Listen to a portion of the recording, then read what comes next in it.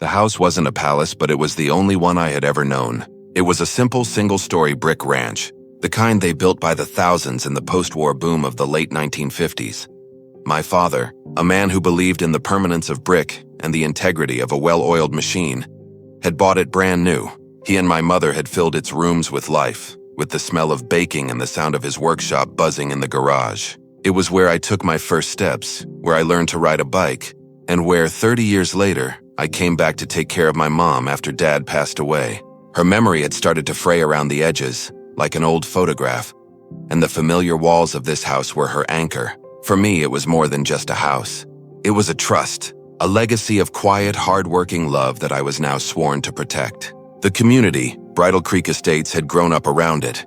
What was once a small neighborhood on the edge of town had been swallowed by waves of new development, and with that development came the Bridal Creek Homeowners Association. My father had despised them. He called them the Beige Police, a committee of bored busybodies who had nothing better to do than measure the height of their neighbor's grass. He'd had his run-ins with them, of course, but he was a formidable man, and they had mostly learned to leave him be.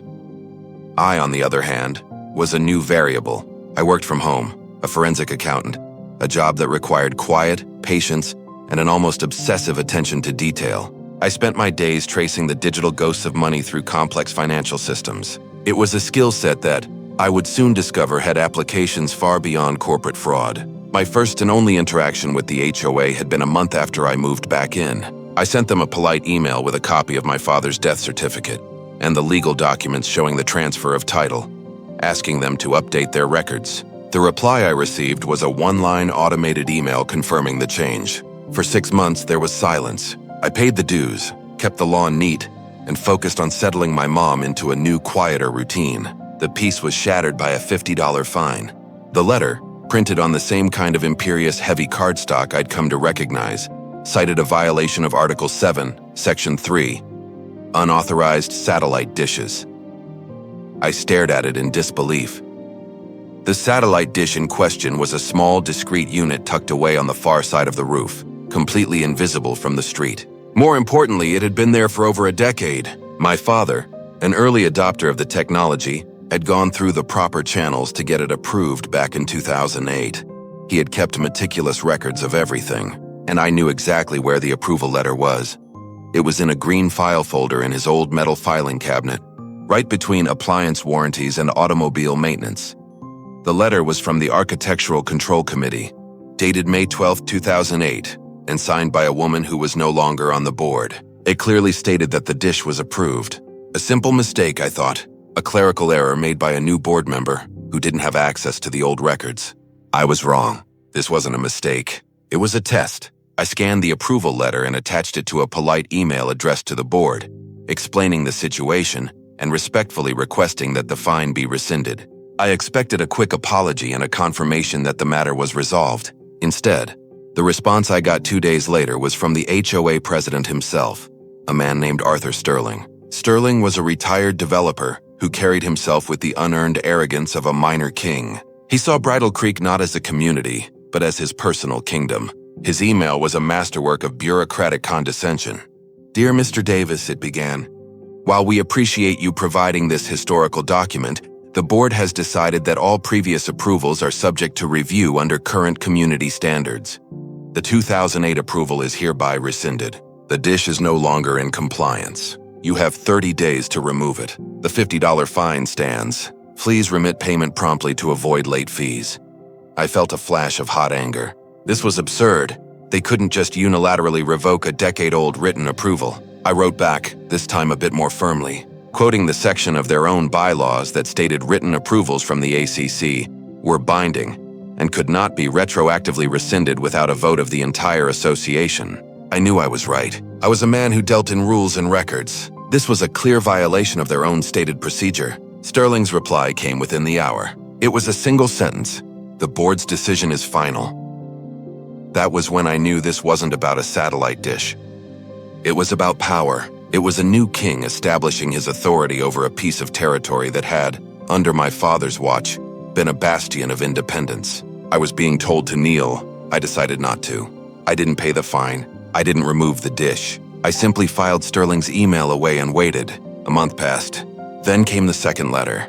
It was a second notice, this time for the original $50 fine plus a $50 late fee, plus $25 in administrative processing fees.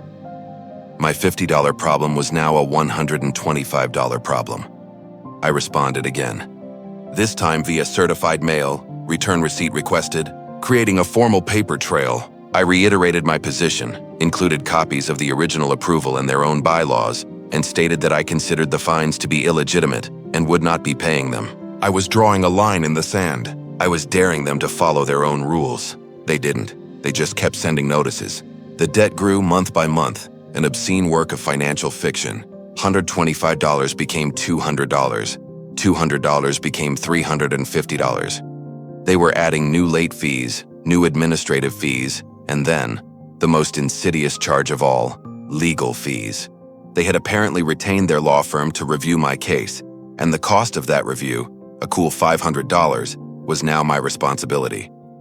After 6 months of this escalating paper warfare, my alleged debt over a non-existent violation had ballooned to over $2,000. It was insane. It was a manufactured debt, a fiction they were trying to turn into a reality through sheer relentless pressure. I spoke to a lawyer, a friend of a friend, who gave me the bad news. You're right in principle, he said, sighing. But these HOAs have incredibly broad powers. To fight this, you'd have to sue them. It would cost you $10,000, maybe $20,000 in legal fees, and all to fight a $2,000 debt. They know that. They're counting on you to do the math and just pay them to go away. But it wasn't about the money anymore. It was about the principle.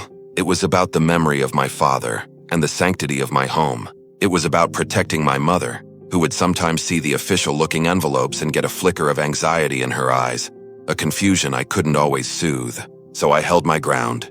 I continued to send my certified letters and continued to build my case. And that's when Sterling made his next move. It was a Tuesday morning. My mother and I were having breakfast when we heard a loud grinding noise from the driveway. I looked out the window and saw a tow truck, its lights flashing, hooking up my car. I ran outside, my heart pounding. "What are you doing?" I yelled at the driver. He was a big guy who wouldn't meet my eye. He just grunted and pointed a thick finger at a small temporary sign that had been hammered into the grass at the end of the street, half hidden behind a bush. It read, "Resident parking by permit only. All others will be towed at the owner's expense." We had never needed parking permits. Not in 60 years. The driver handed me a piece of paper. It was an invoice from the towing company, authorizing the tow. The authorization was signed by Arthur Sterling, President, Bridal Creek HOA. It was a targeted personal attack, a punishment for my defiance. It cost me $400 in cash to get my own car back from an impound lot 5 miles away. When I got home, there was a new letter in my mailbox. A violation notice for failure to display a valid resident parking permit. The fine was $100. They were just making it up as they went along. That evening, I saw Sterling, walking his perfectly groomed golden retriever past my house. He usually ignored me, but this time he stopped. He stood on the public sidewalk, a smug little smile playing on his lips. "Having car trouble, Mr. Davis?" he asked, his voice full of mock concern. "You know," he continued, his eyes drifting from my car to the house itself, "this is a lovely property. Double lot, best view of the creek in the whole neighborhood. A shame to see it fall into disrepair." It wasn't a threat, it was a promise. He didn't just want me to comply. He wanted my house, the satellite dish, the fines, the towing. It was all a pretext. It was a manufactured crisis designed to give him the leverage he needed to take my home. The pieces clicked into place. Sterling was a developer. He wasn't retired. He was just looking for his next project. And my property, my father's legacy, was in his way. The anger that had been simmering in my chest for months now cooled into a hard, dense resolve. He had made this personal. He had threatened my home, my family. He had underestimated me. He saw a quiet accountant who would eventually crumble under the pressure. He had no idea what a forensic accountant actually did. We don't just look at the numbers. We look for the story the numbers tell. We hunt for lies, for secrets, for the rot that hides beneath the surface of a clean ledger. And I was about to turn my professional skills, my entire career's worth of expertise, into a weapon. I was going to conduct a full forensic audit of the Bridal Creek Homeowners Association, and I was going to burn Arthur Sterling's little kingdom to the ground. The first rule of a forensic audit is to gather every piece of available documentation. The second rule is to assume that the most important documents are the ones someone has tried to hide. An HOA by law is a non-profit corporation, and a corporation, by law, must make its financial records available to its members upon request. My request was a thing of beauty. I drafted it with the precision of a legal document, citing the exact Texas state property codes that mandated financial transparency. I didn't just ask for the annual budget. I asked for everything. 5 years of detailed bank statements, every single canceled check, every contract with every vendor, the complete general ledger, payroll records for their part-time administrator, and, most importantly, the detailed expense reports submitted by the board members. I sent this formal request, not to Arthur Sterling, but directly to the HOA's registered management company, a third-party firm that handled their day-to-day accounting. This was a tactical move. The management company had a legal obligation to comply with state law, and they had less personal investment in protecting Sterling's secrets. The response was predictable. Sterling intervened. I received a letter from the HOA's lawyer stating that my request was overly broad and unduly burdensome. They offered to provide me with a copy of the high-level annual budget summary, the same one they mailed out to all residents once a year. A useless, glossy pamphlet that told you nothing. I wrote back again via certified mail and politely informed their lawyer that state law did not provide an exception for requests that were burdensome. I gave them a deadline, 15 business days, as required by statute. If the documents were not made available to me by that date, I would file a formal complaint with the Texas Attorney General's office. The mention of the Attorney General was the magic word. State-level investigations are a nightmare for HOAs. Suddenly, they were much more cooperative. I received a grudging email informing me that the documents would be made available for my review at the management company's office.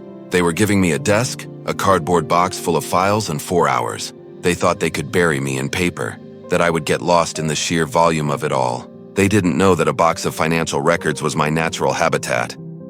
The office was a bland, soulless space in a suburban office park. The box was waiting for me, filled with disorganized ledgers, stacks of invoices held together with rubber bands, and years of bank statements. It was a mess, a deliberate, calculated mess. They were hoping I wouldn't find anything, but a forensic accountant is trained to see patterns in chaos. I ignored the ledgers and the summaries. I went straight for the raw data, the bank statements and the canceled checks. That's where the truth always lives. I didn't have time to look at everything, so I focused on the 2 areas where fraud is most common: landscaping and legal fees. For the first 2 hours, I found nothing but the usual petty grift. The landscaping contract, for instance, was with a company called Sterling Greenscapes. A quick search on my phone revealed that the company was registered to Arthur Sterling's brother-in-law. The contract was about 20% higher than the market rate. It was nepotism, a classic case of a board president steering a lucrative contract to a family member. It was unethical, but it wasn't quite the smoking gun I was looking for.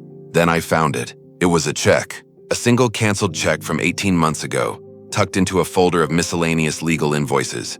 The check was for $10,000, made out to a company I had never heard of, Bridal Creek Holdings, LLC. The memo line on the check was blank. The invoice attached to it was vague, citing only legal consultation services. I took a high-resolution photo of the check and the invoice with my phone. I had never seen this company mentioned in any of the annual budgets. $10,000 was not a small amount for an HOA of this size. It was a significant material expense that should have been a line item, but it wasn't. It had been buried. When I got home, I did a deep dive on Bridal Creek Holdings, LLC. The company was a ghost. It had no public website, no phone number, no listed address other than a P.O. box. But an LLC has to have a registered agent, and the Texas Secretary of State's website is a public database. I typed in the name, my heart starting to beat a little faster. And there it was. The registered agent and sole officer of Bridal Creek Holdings, LLC, was a woman named Eleanor Sterling, Arthur Sterling's wife. The blood rushed in my ears. This was it. This was the rot. This wasn't just nepotism. This was direct, blatant embezzlement. Sterling was using a shell company, registered in his wife's name, to bill the HOA for fictitious services. He was writing checks from the HOA's bank account directly into his own pocket. The vague legal consultation invoice was a pathetic attempt to cover his tracks. He had used a real law firm for the HOA's other official business, but this $10,000 payment was a complete fabrication. My mind raced. This single check was proof. But a single check, 18 months ago, wasn't enough to bring down a kingdom. I needed to know if it was a one-time thing or if it was a pattern. The 4 hours they had given me were up. I needed to get back into that box. I needed more evidence. The next day, I sent another formal request to the management company. This time I was more specific.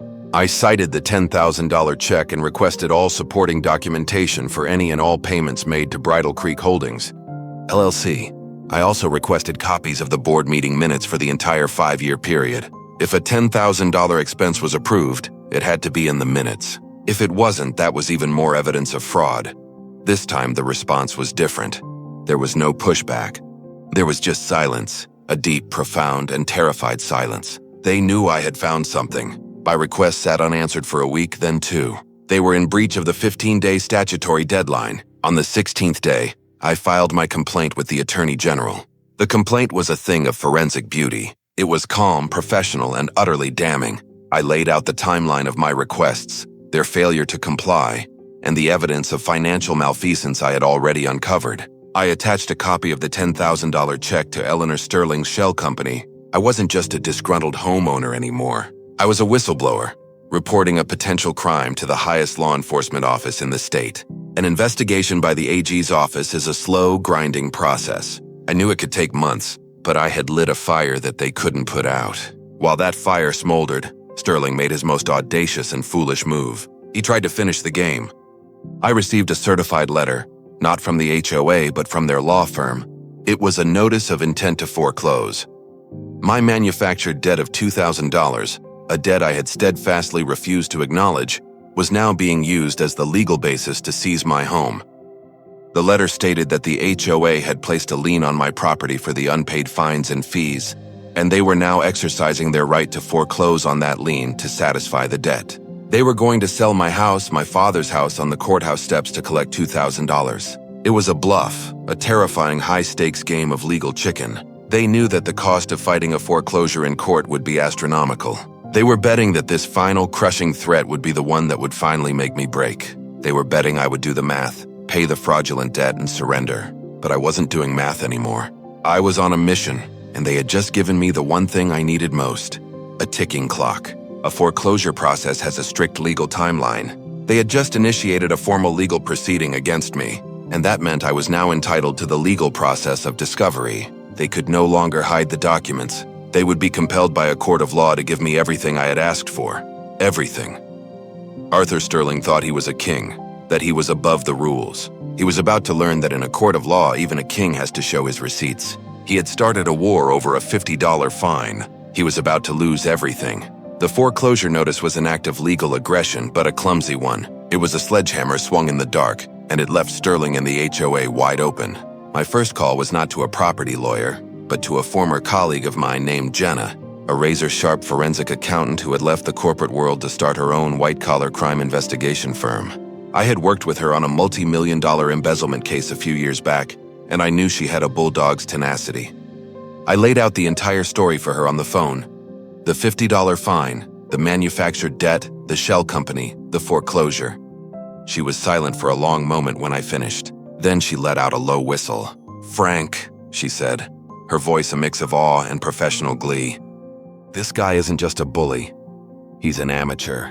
A really, really sloppy amateur." She agreed to take on the case pro bono for now. "Consider it a professional courtesy," she said. "I can't stand guys like this. We're going to take him apart, piece by piece." Our first move was to file a formal legal response to the foreclosure notice. Our lawyer, a young, hungry litigator Jenna recommended, filed a motion to dismiss the foreclosure on the grounds that the underlying debt was illegitimate and fraudulent. But he also filed something far more important: a subpoena duces tecum. That's a fancy legal term for a subpoena that doesn't just demand a person's testimony. It demands that they produce documents, all of their documents. We weren't just asking for the HOA's financial records anymore. We were demanding them under the authority of the court. Bank records, contracts, board meeting minutes, emails, text messages, anything and everything related to the HOA's finances and their actions against me. The judge, an old-school stickler for due process, granted our subpoena immediately. The HOA's law firm had no choice but to comply. A week later, 8 large cardboard boxes, a digital treasure trove, were delivered to Jenna's office. It was everything. The entire unvarnished, unredacted financial history of the Bridal Creek HOA for the past 7 years. Sterling's bluff had been called, and now we held all the cards. Jenna and I spent the next 2 weeks living on coffee and takeout, immersed in the contents of those boxes. It was the most satisfying work of my life. We weren't just looking for fraud anymore. We were reconstructing the entire secret history of Arthur Sterling's reign, and it was worse than I could have imagined. The $10,000 check to his wife's shell company wasn't a one-time event. It was the tip of a massive iceberg. We found a pattern of payments, stretching back 5 years. Every quarter, like clockwork, a check for a different random-seeming amount, $7,500 here, $12,000 there, would be issued to Bridal Creek Holdings, LLC. Each payment was attached to a similarly vague invoice for consulting, legal review, or community planning services. The total amount Sterling had funneled from the HOA's operating budget into his own pocket was a staggering $187,000. He had been systematically bleeding the community dry, using the HOA dues paid by his friends and neighbors to fund his lifestyle. But the embezzlement was only part of the story. The board meeting minutes, which they had fought so hard to conceal, were even more damning. We cross-referenced the dates of the checks to Bridal Creek Holdings with the minutes from the board meetings. Not a single one of those payments had ever been presented to or approved by the board. Sterling had been acting unilaterally, using his authority as president and his control over the checkbook to write checks without any oversight. He had been forging the treasurer's signature on the larger checks, a clear case of criminal fraud. The minutes also revealed the truth behind the war against me. I found the minutes from the meeting right after I had first challenged the $50 fine. According to the official record, another board member, a woman named Helen, had actually argued on my behalf. The man has a written approval from 2008, the minutes quoted her as saying. We can't just ignore that. We should waive the fine, but Sterling had overruled her. His response was chillingly direct. The Davis property is the key to the entire Greenbelt expansion project. We need that lot. I will handle Mr. Davis personally. There it was, in black and white. The Greenbelt expansion project. I searched the records for any mention of such a project. There was nothing in the public-facing documents, nothing in the annual budgets or newsletters. But in the private emails between Sterling and the HOA's lawyer, we found it all. Sterling had a grand vision. He wanted to use HOA funds to purchase the 3 properties that bordered the creek, mine and those of my 2 elderly neighbors, and convert the land into a private park for the community, complete with a new clubhouse and tennis courts. The project was projected to cost over $1 million, and the centerpiece of this project, the linchpin that held it all together, was his plan to acquire my double lot for a fraction of its market value through a fraudulent foreclosure. The satellite dish was the pretext. The fines were the weapon. The foreclosure was the end game. He wasn't just a thief.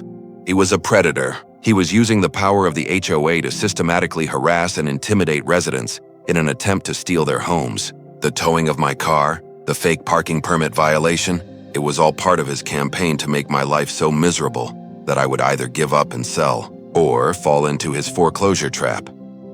The final piece of the puzzle came from the vendor contracts. We found the contract for the new temporary parking signs. It had been a rush job, ordered by Sterling just 2 days before my car was towed. But we also found something else. Sterling had used HOA funds to hire a private investigator to run a full background check on me.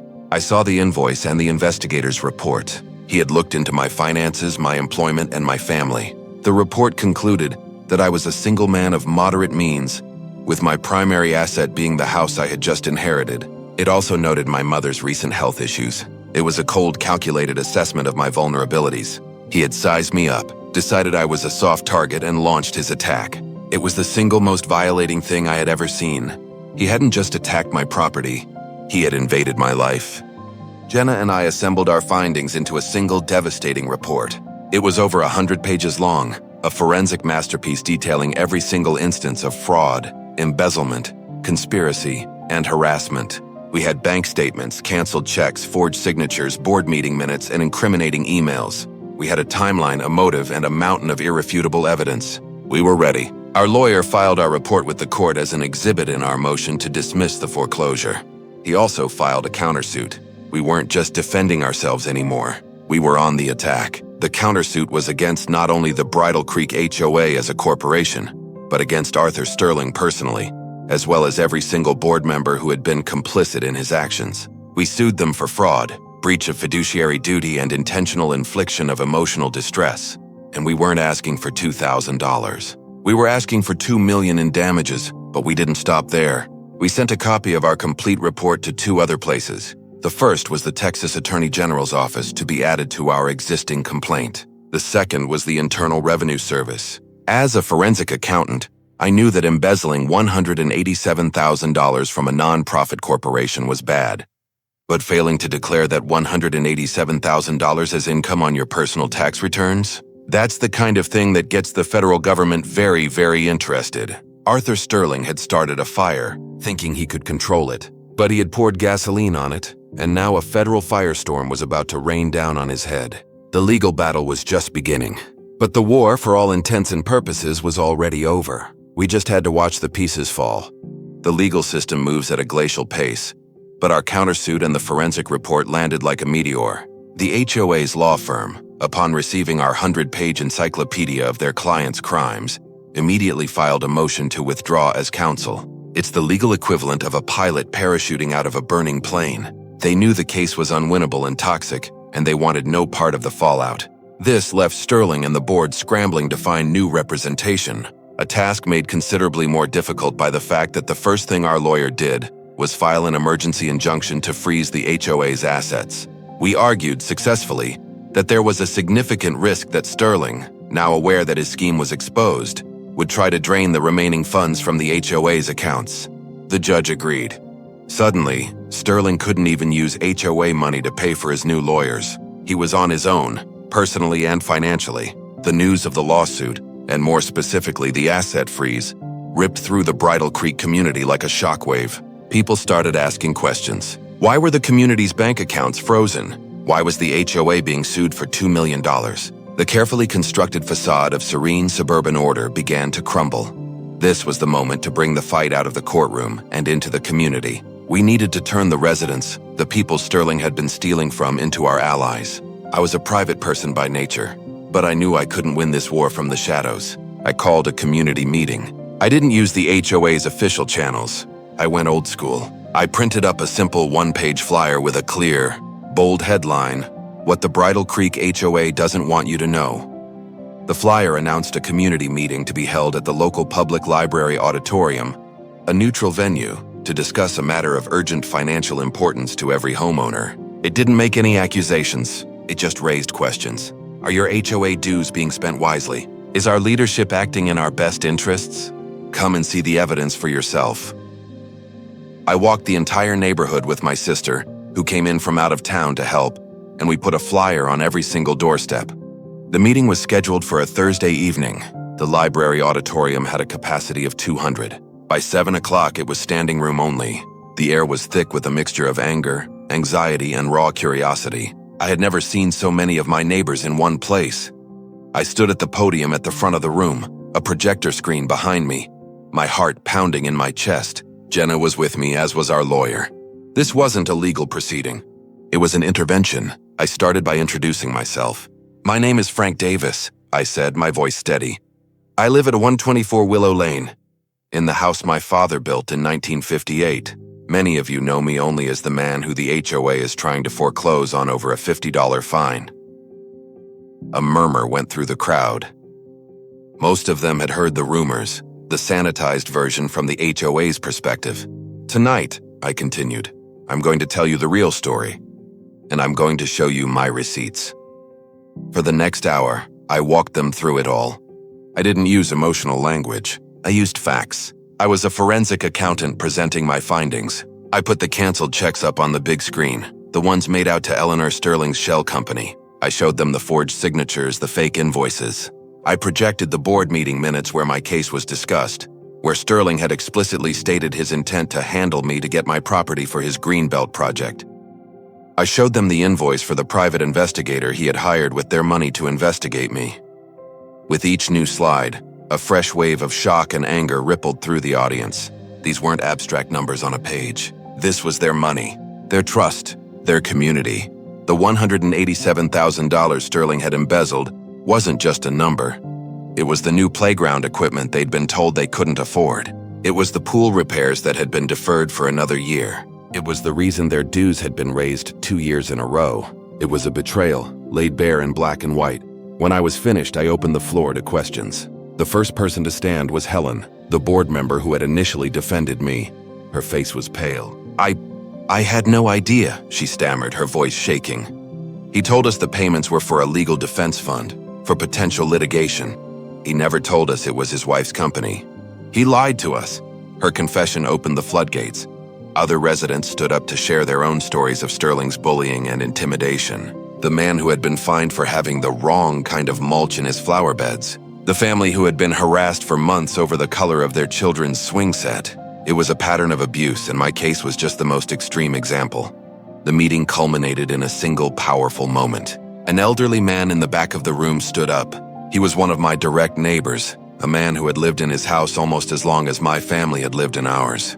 That Greenbelt project, he said, his voice raspy with emotion. Sterling approached me and my wife 6 months ago. He told us that because of our age, it might be best if we considered selling. He said the board had authorized him to make us a cash offer, well below market value. He said it was our chance to get out while we could. He was trying to scare us out of our home. The room fell into a stunned silence. It was no longer just about financial fraud. It was about a systematic campaign to displace elderly residents, to prey on the most vulnerable members of the community for personal gain. It was pure evil. By the end of the meeting, the community was united. They weren't just my allies anymore. They were a citizen army. They formed a committee for HOA reform on the spot. They started a legal defense fund to support our countersuit. They initiated a recall petition to have Sterling and the entire board removed from office. The tide had not just turned. It had become a tsunami. The pressure on Sterling was now coming from all sides. The lawsuit, the frozen assets, the AG investigation, the IRS, and now, a full-blown rebellion from the residents he was supposed to be leading. His little kingdom was crumbling. His cronies on the board, seeing the writing on the wall, began to abandon him. 2 of them resigned immediately, issuing public apologies and claiming they had been misled. Helen, the woman who had first stood up for me, agreed to become our star witness, providing a sworn affidavit detailing Sterling's deception and manipulation in the board meetings. Sterling was completely isolated. His only remaining allies were the law firm he was now paying out of his own pocket, and his wife, the silent partner in his criminal enterprise. The recall petition was a massive success. Over 70% of the homeowners signed it, far more than the required majority. A special election was called to form an interim board. I was nominated to lead it, but I declined. I didn't want power. I just wanted justice. Instead, Helen was elected as the interim president, with a slate of reform-minded residents filling the other positions. Their first official act was to formally withdraw the foreclosure action against my property. My home was safe. With the community now in control of the HOA, they did something remarkable. The Bridal Creek HOA officially joined our lawsuit as a plaintiff. They were now suing their own former president for the money he had stolen from them. It was a legal masterstroke. The defendant in our lawsuit was now also a co-plaintiff. The case against Sterling was now an ironclad fortress. He had nowhere to run. The legal battle would still take time to play out, but the outcome was no longer in doubt. The $50 fine had metastasized into a multi-front war that had destroyed his reputation, dismantled his power base, and was about to cost him his freedom. We had done more than just fight back.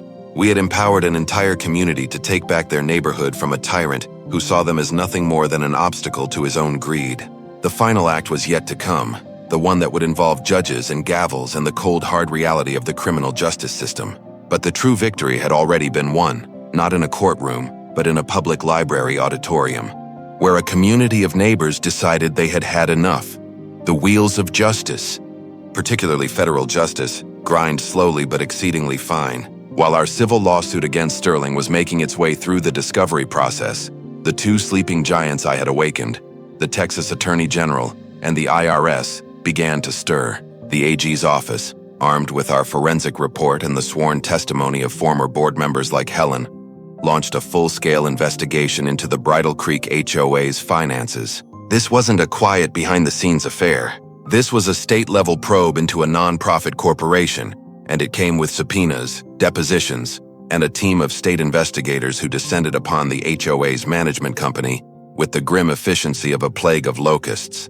They took everything: computers, hard drives, file cabinets. They put the entire administrative history of the HOA under a state-sized microscope. The investigation, which had started with my single complaint, quickly expanded.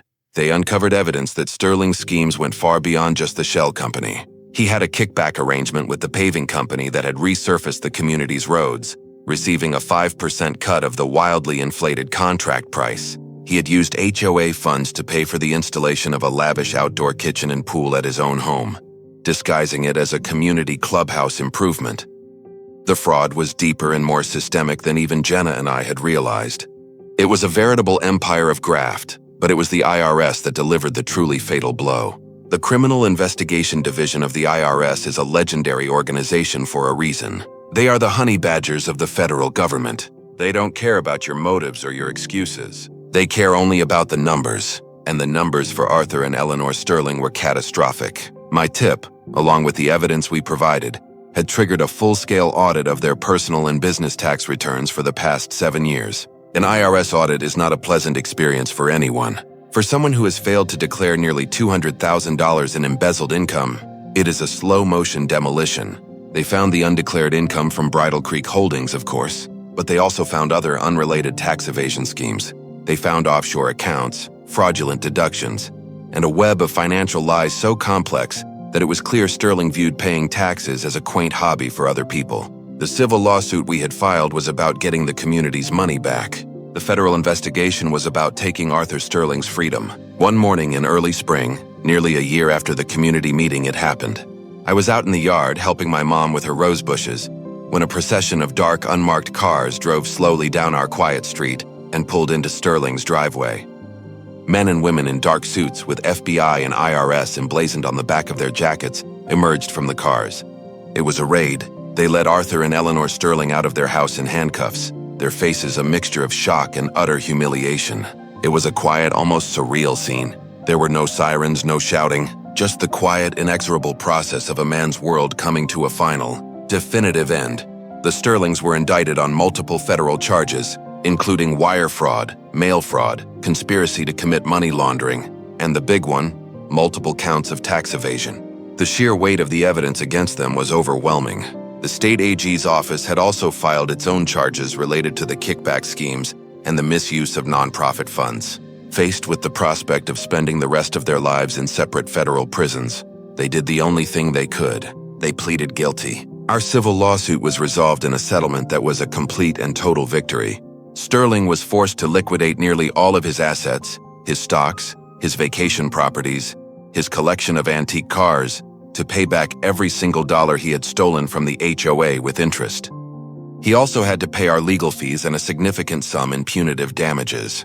The final settlement amount that was returned to the Bridal Creek HOA was just over $1.2 million. It was a massive infusion of capital that would secure the community's financial health for a generation. The interim board, led by Helen, immediately put the money to good use. They didn't build a new clubhouse or tennis courts. They started by repaving all the roads, this time with a reputable company at a fair price. They upgraded the playground equipment, invested in a new, energy-efficient pump for the community pool, and established a rainy day fund to ensure the HOA would never be in a precarious financial position again. Most importantly, they lowered the annual HOA dues by 15% for every single homeowner. The community had not just been made whole, it had been made better. The culture of fear and intimidation was gone, replaced by a sense of shared ownership and transparency. The board meetings, once a forum for Sterling's tyrannical decrees, were now open, collaborative discussions. They even live-streamed them on the community's new website. The $50 fine that had started it all was, of course, a distant memory, expunged from my record along with every other fraudulent fee and charge they had ever tried to levy against me. The house, my father's house, was safe. Its quiet brick-and-mortar integrity had withstood the assault. The satellite dish, the absurd catalyst for this entire saga, was still on the roof. The new board had passed a resolution, their first official act, formally reaffirming its 2008 approval and adding a clause that no prior architectural approval could ever be retroactively rescinded again. It was a small symbolic gesture, but it meant the world to me. It was a testament to the fact that rules, when used justly, can be a shield for the innocent, not just a weapon for the powerful. The sentencing for Arthur and Eleanor Sterling was a quiet affair, a brief notice in the local paper.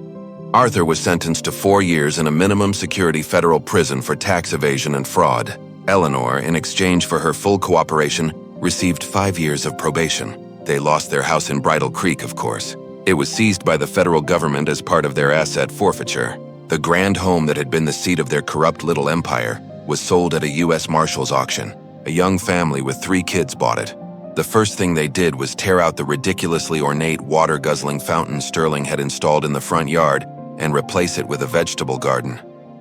I never saw Sterling again after the raid. His story and his presence simply evaporated from the neighborhood, leaving behind only the faint cautionary tale of a man whose greed had consumed him. My life and my mother's returned to our quiet routine.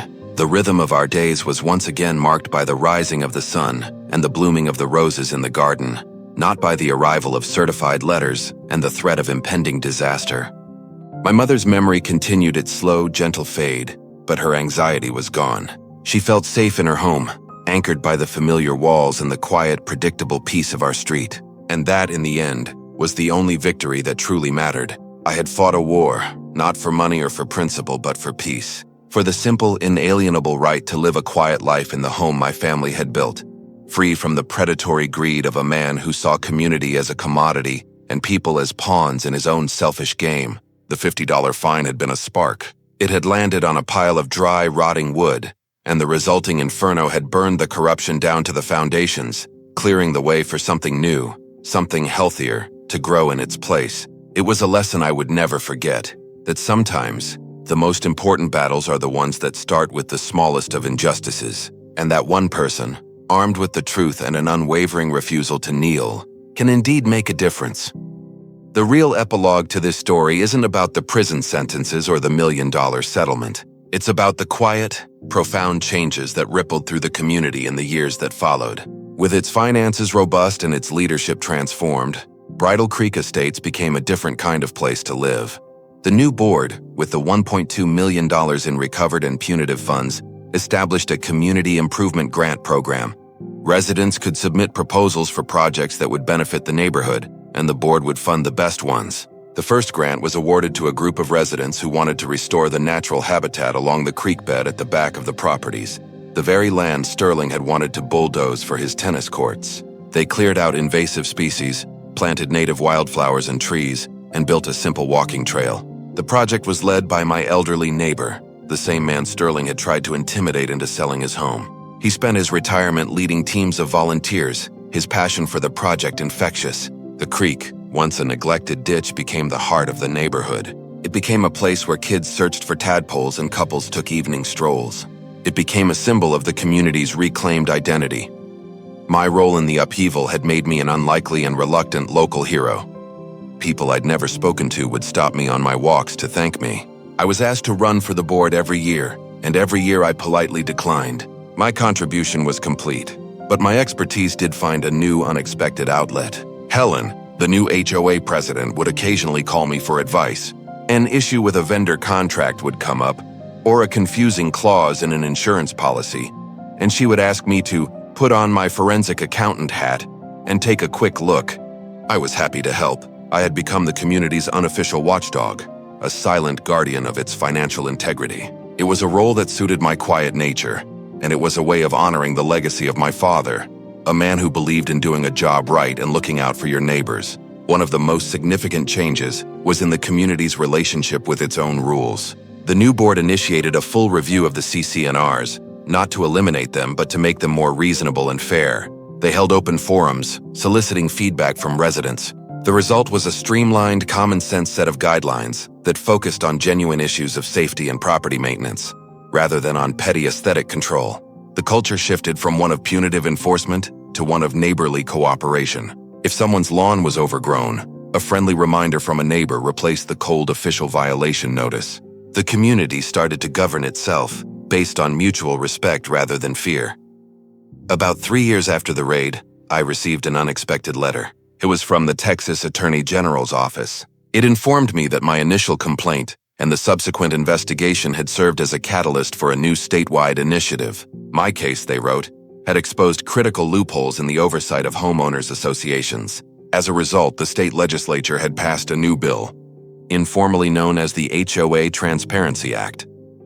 The new law mandated stricter financial reporting requirements for all HOAs, simplified the process for homeowners to access financial records, and established a new state-level ombudsman's office to investigate complaints of fraud and abuse. My small personal fight in Bridal Creek had, in a strange and wonderful way, helped to protect thousands of homeowners across the entire state. It was a ripple effect I could never have anticipated, a legacy of fairness that extended far beyond the brick walls of my own home. My mom passed away peacefully in her sleep 5 years after the settlement. She spent her final years in the calm and security of the home she loved, her days filled with the familiar comforts that had anchored her memory. I was grateful, beyond words, that I had been able to give her that. After she was gone, I knew I couldn't stay in the house alone. It was too full of memories, a chapter of my life that was now complete.